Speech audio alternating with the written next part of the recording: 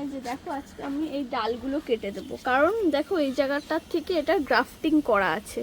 হ্যাঁ, এবার এই ডালগুলো যদি থেকে যায় তাহলে ওপরের গাছের ডালগুলো দেখো পাতাগুলো ভালো হচ্ছে না, বাড়বেও না। তাই জন্য আমি এগুলো কেটে দিচ্ছি। এগুলো যদি আমি কেটে দিই তাহলে ওপরের গাছের ডালগুলো ভালো হবে।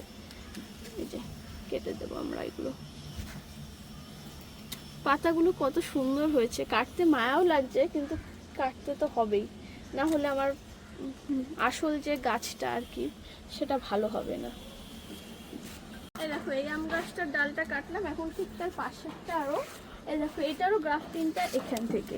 তাই আমরা তার নিচের যে ডালগুলো হচ্ছে এই যে এগুলো আমরা কেটে দেবো।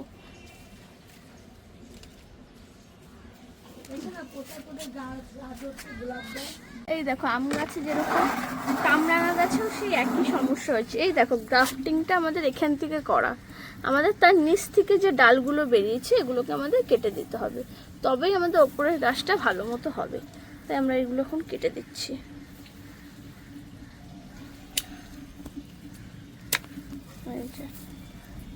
এই পাতাগুলো দেখো কত সুন্দর হয়, কাটতে মন খারাপ হয় কিন্তু কাটতে হয়।